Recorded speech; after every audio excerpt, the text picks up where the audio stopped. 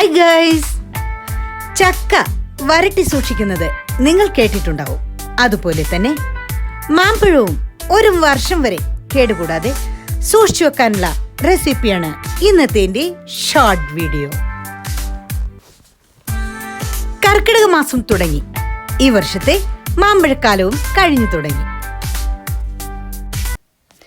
മാമ്പഴം തൊലി കളഞ്ഞ് മുറിച്ചെടുത്ത് ഒരു തുള്ളി വെള്ളം പോലും ചേർക്കാതെ മിക്സിയിലിട്ട് നല്ല പേസ്റ്റ് രൂപത്തിൽ അടിച്ചെടുത്ത് അരിച്ച് അടിക്കനമുള്ള ഒരു പാത്രം വെച്ച് അരച്ചു വെച്ച മാമ്പഴപ്പൾപ്പ് പാത്രത്തിലേക്ക് ഒഴിക്കുക.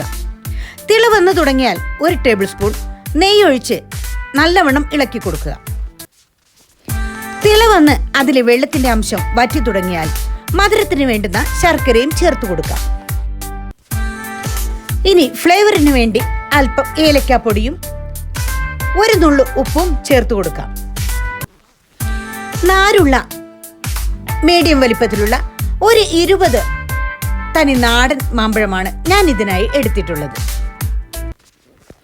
ഇനി ഇതിലേക്ക് ഒഴിച്ചു കൊടുക്കുന്നത് ഒരു 3 ചെറിയ ചെറുനാരങ്ങയുടെ നീരാണ്. കുറെ കാലം വെക്കുന്നത് കൊണ്ട് തന്നെ പൂപ്പൽ വരാനുള്ള സാധ്യതയും കൂടുതലാണ്. ഇനി ഇത് വെള്ളം വറ്റി തുടങ്ങുന്നതിനനുസരിച്ച് ഇടയ്ക്കിടെ നെയ്യ് കൂടി ചേർത്ത് കൊടുക്കാം. പിന്നെ ഇതിൽ പ്രത്യേകം ശ്രദ്ധിക്കേണ്ടുന്ന കാര്യം, തിള വന്നു തുടങ്ങി അല്പം കഴിഞ്ഞാൽ തന്നെ ഇതിലെ ബബിൾസ് പൊട്ടി കൈയിലേക്ക് തെറിക്കുന്നത് വളരെയധികം ശ്രദ്ധിക്കേണ്ടതാണ്. ഇനി പാത്രത്തിൽ നിന്നും ഇട്ട് വരുന്നത് വരെ ലോ ഫ്ലെയിമിലും ഹൈ ഫ്ലെയിമിലും ഇട്ട് തുടർച്ചയായി ഇളക്കിക്കൊണ്ടിരിക്കണം. ഇതിലൊരു പ്രത്യേകം ഫ്ലേവറിനായി ഇതിലൊരൽപ്പം ചുക്കുപൊടി കൂടി ചേർത്തിട്ടുണ്ട്.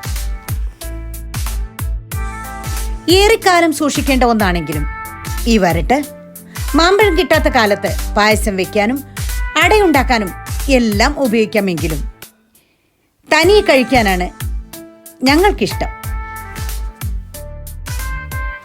ഇനി പാകമായി ഈ മാമ്പഴ വരട്ട് വെള്ളത്തിന്റെ അംശമൊന്നുമില്ലാത്ത ഗ്ലാസ് ബോട്ടിൽ സൂക്ഷിക്കുന്നതാണ് വളരെയധികം നല്ലത്. ഏറെ രുചിയുള്ള ഈ മാമ്പഴ വരട്ട് അടുത്ത വർഷത്തെ മാമ്പഴക്കാലത്തെങ്കിലും നിങ്ങളും റെഡിയാക്കി നോക്കണം. ഈ വീഡിയോ നിങ്ങൾക്ക് ഇഷ്ടപ്പെട്ടാൽ ലൈക്ക് ചെയ്യാനും കമന്റ് ചെയ്യാനും ഷെയർ ചെയ്യാനും മറക്കരുതേ.